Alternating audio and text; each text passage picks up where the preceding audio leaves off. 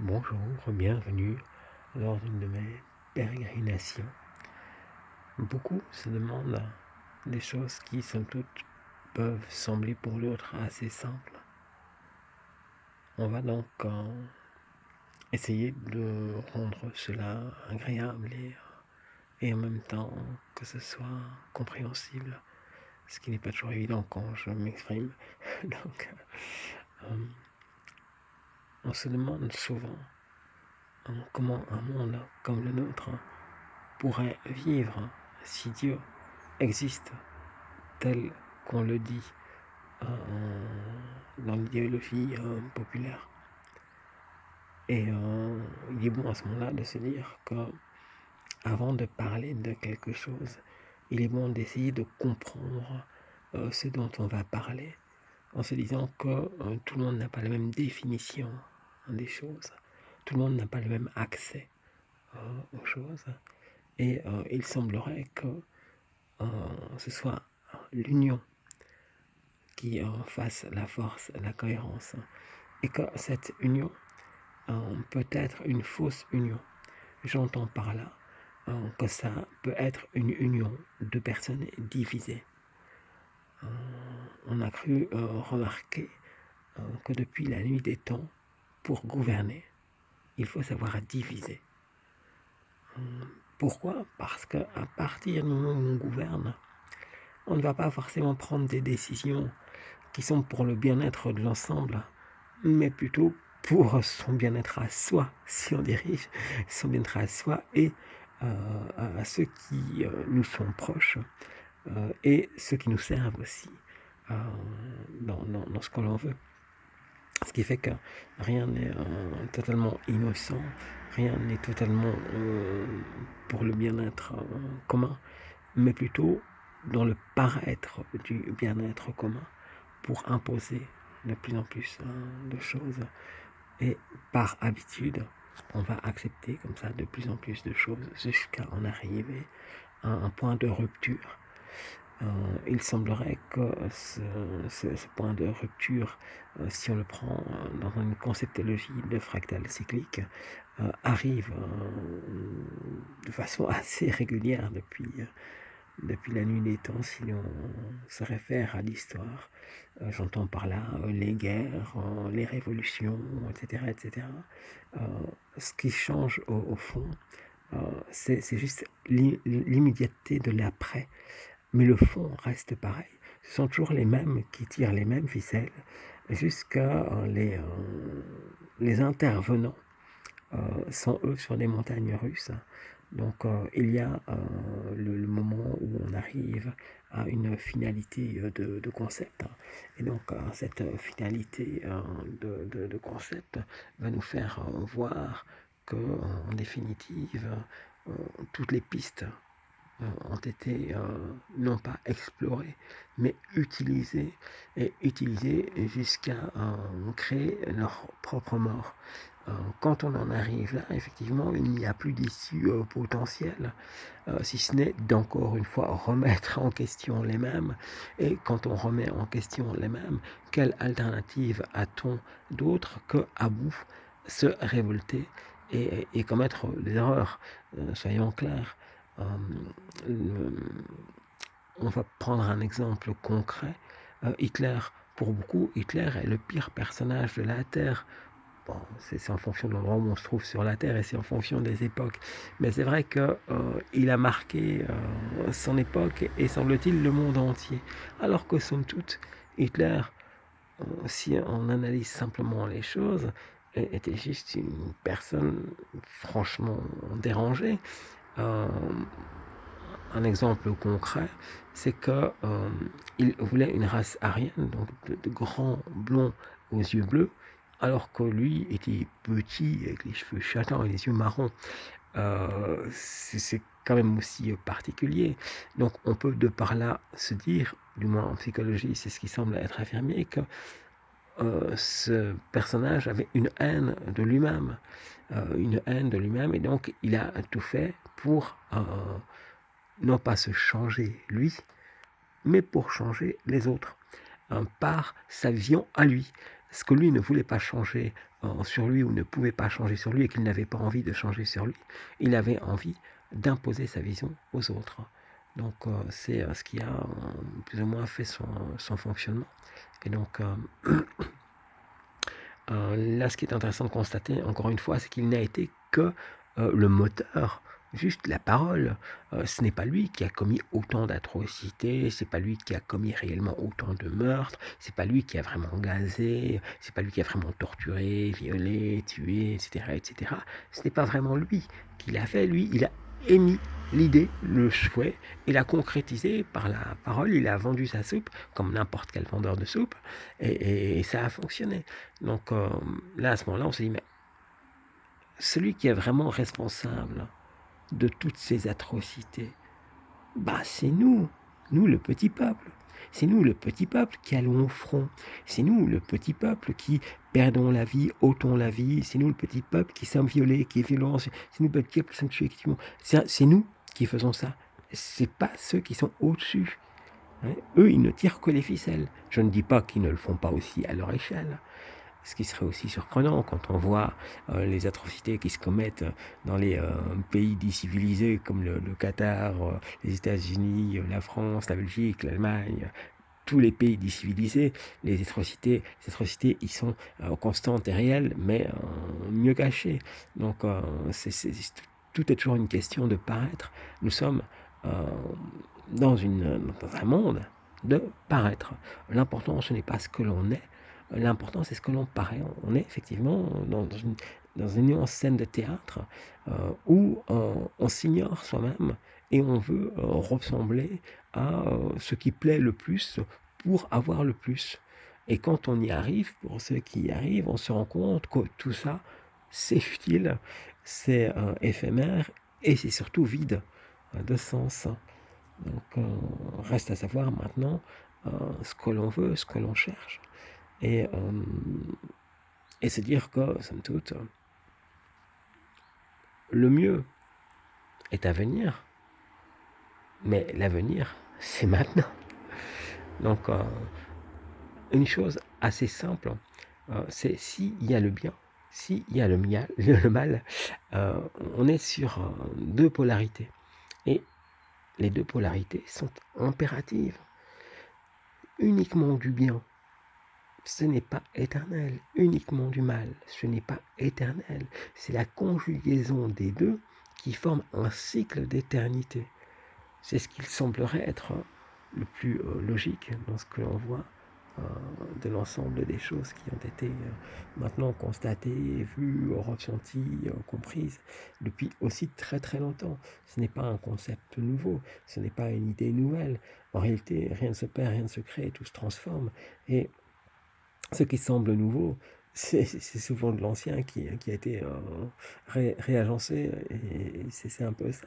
On s'aperçoit aussi que les grandes idées, la science avance, oui, la science avance telle une lanterne, donc qui éclaire effectivement en devant, mais qui obscurcit l'arrière aussi. Tout ce qui est potentiellement prouvable par la mécanique quantique, la théorie des cordes, ce sont des idées qui avaient déjà été émises il y a très très très longtemps. Juste maintenant, c'est une accréditation de ces idées qui ont été émises il y a très très longtemps. Donc toute cette conceptualisation peut être ou infirmée ou confirmée, il n'en demeure pas moins qu'elle existait déjà. Donc on est effectivement, me semble-t-il, dans un éternel recommencement. Alors là, par contre, on est quand même dans une fin de cycle de quelque chose. Je pense que peu importe les croyances ou les non-croyances que l'on puisse avoir, on se rend bien compte que l'on arrive à un moment où il y a une conjugaison de signes qui nous font croire qu'effectivement, ça ne va pas être le même recommencement que les précédents. Et donc, il serait peut-être temps de penser à ce moment-là à agir différemment que pour les autres cycles. J'entends par là, si on combat le mal par le mal, c'est une escalade du mal. Donc, on va vers un mal encore plus grand.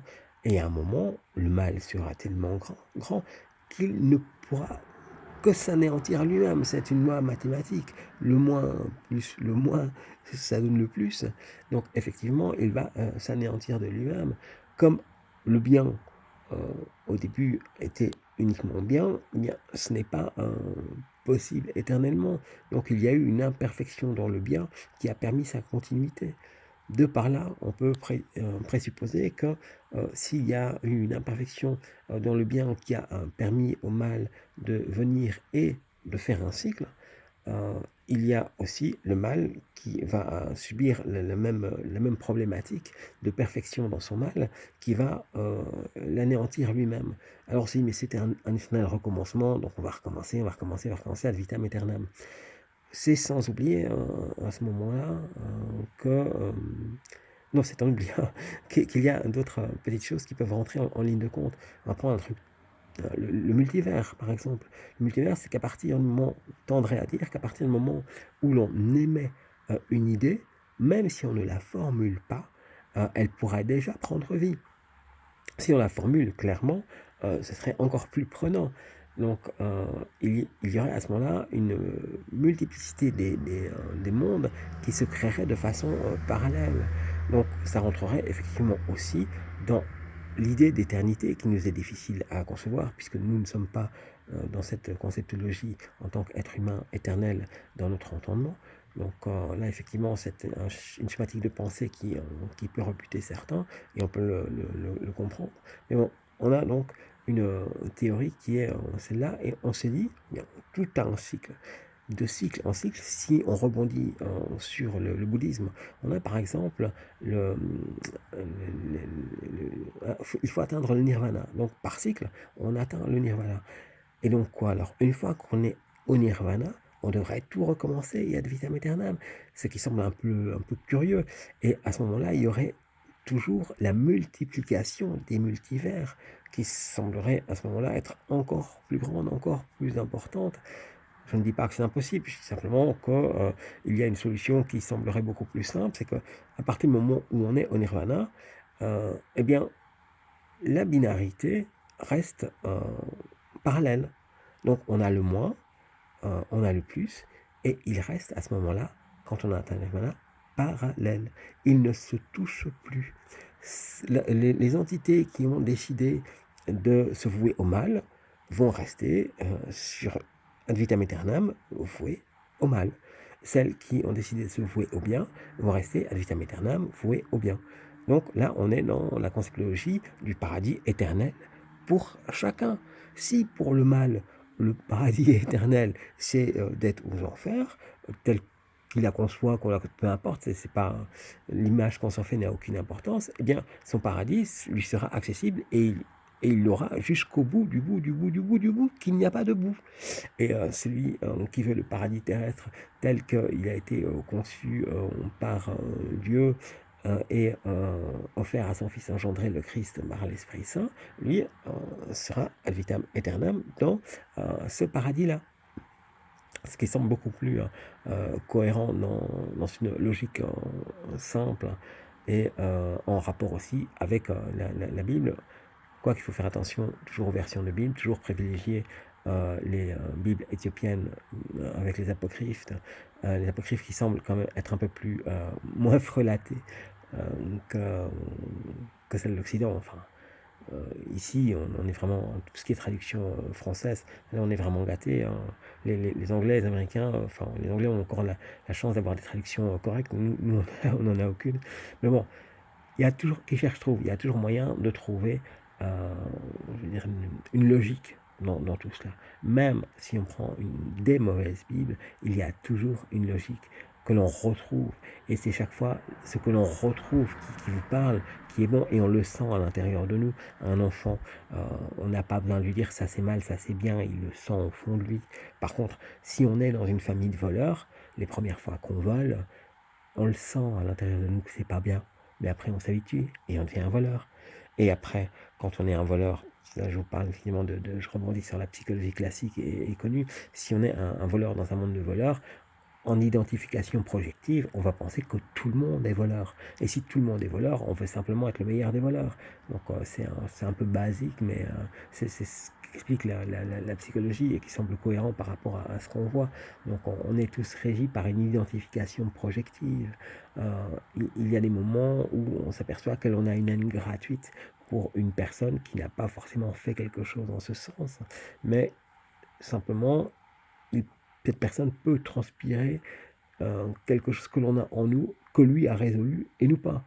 Et donc, de par là, euh, il nous met en inconfort et de par là naît notre haine. Donc ça aussi, il y a plein de choses qui devraient être prises en considération quand on fait ça. Et on se rend compte effectivement, pour le peu qu'on étudie ou qu'on se renseigne sur la psychologie, que la majeure partie des leviers sont connus par les psychologues et de par là même par les gens qui nous gouvernent, puisqu'ils utilisent la psychologie. Donc, et il est bien évident que si à l'école on apprenait à réfléchir par nous-mêmes plutôt qu'à apprendre par cœur et à se croire plus intelligent que son voisin parce qu'on a mieux été un perroquet que lui, on n'en serait sûrement pas là. On aurait appris à réfléchir et à s'estimer et ne pas toujours être en compétition avec les autres. Quand on parle de certains pantins qui nous dirigent, qui parlent de chefs de cordée, c'est bien dans leur idéologie, ça fait très bien. Ce sont des personnes qui sont des chefs de bout de ficelle qui eux-mêmes sont manipulés par des biens plus puissants qui sont planqués derrière. Mais voilà, les intermédiaires sont souvent les plus cruels. Hein. Pour ceux qui ont connu l'armée, on a le petit caporal. Et donc, le petit caporal, souvent, il n'est pas joyeux. Alors, le petit caporal chef, poup, poup, poup. Là, c'est et au plus on monte, on a l'impression qu'au plus ça s'adoucit. Souvent, le plus dur, c'est celui qui est entre deux, qui est dans une place d'abus, et il en abuse, hein, clairement, euh, parce que il est souvent revanchard, parce qu'il n'accepte pas la place qu'il a, mais comme il a une meilleure place que ceux qu'il dirige, mais il le fait payer à ceux qu'il dirige, et on retombe toujours dans le fractal cyclique. Donc c'est tout cela, ce sont des choses qui sont quand même relativement connues pour ceux qui s'intéressent à ce genre de choses. Mais tout le monde ne s'y intéresse pas non plus. Donc voilà la pensée de la journée. Donc la pensée de la journée, c'est aussi simple que ma grand-mère disait. Et le combat, c'est ça, faute de combattants. Ce qui ne veut pas dire qu'il faut tout accepter, même si Épictète a plus ou moins formulé le fait que n'est lésé que la personne qui s'estime lésée, et que donc à partir du moment où on est lésé et qu'on n'estime pas lésé, eh bien tout va pour le mieux. Bah non, tout ne va pas pour le mieux. Si on est lésé et qu'on ne s'estime pas lésé, on est quand même perdant parce qu'à l'intérieur de nous, on sait qu'on est lésé et on n'aura pas ce à quoi on a droit. Donc c'est pas valable non plus. Par contre, si on s'estime lésé alors qu'on ne l'est pas lésé, alors là, on est dans un mode particulier de petit enfant égoïste, insatisfait, qui a trop et qui en veut encore plus et qui veut surtout que personne ne touche à ce qui ne l'intéresse plus. Donc c'est aussi une conceptologie qui est amusante. Donc, éviter l'escalade de la violence ne veut pas dire tout accepter. Si on retrouve un peu les idéologies de Gandhi, Mandela ou les personnes comme ça, ils sont dans une résistance passive, mais résistance. Donc on ne doit pas tout accepter si on veut être nous-mêmes et vivre notre vie. Et là, tout est toujours une question de choix. Un peu comme beaucoup vivent à crédit, mais ont des crédits sur tout. Et donc, ils ont aussi un amour à crédit. Beaucoup restent ensemble parce qu'ils ont un crédit pour la maison, pour un crédit pour pas par amour. Donc c'est un amour à crédit, c'est pas un vrai amour. Alors si on accepte de vivre comme ça pour du matériel, en privilégiant d'abord le matériel, bah, il est tout à fait normal d'avoir une vie assez matérielle. Et donc après, on pleurait sur le fait qu'il n'y a pas d'amour véritable, qu'il n'y a pas d'honnêteté véritable. Ben, il faudrait d'abord qu'on commence peut-être nous à balayer devant notre porte avant de vouloir que la rue soit propre. Donc voilà, je ne sais pas trop ce que vous en pensez. Là, ça fait plus ou moins presque 20 minutes que je parle, donc je vais arrêter là. Je peux sembler décousu pour certains, pas forcément pour d'autres. Si un de mes propos vous heurte ou vous ne comprenez pas le sens, il suffit de me le dire et je le reformulerai différemment. Donc, pour ceux qui ne me connaissent pas, j'ai, comment dirais-je, un syndrome autistique qui ne me permet pas de m'exprimer avec autant de facilité, euh, dans le sens où je ne comprends pas forcément que je ne suis pas compris et ma suite logique n'est pas forcément logique pour la majeure partie des gens avec qui je parle, parce que je fais des liens, semble-t-il, où d'autres ne pensent pas à faire des liens. Et donc, c'est le côté positif de ce syndrome. Donc, n'hésitez donc pas à m'en faire un retour. Euh, Comme je dis souvent, méditons euh, avec un MAIS-méditer-on-on. Donc, méditons, pensons, qui cherche trouve, disait le Christ. Et donc, voilà, je pense qu'il suffit simplement de cela. Et Tact vous souhaite une bonne pérégrination. Au revoir et merci.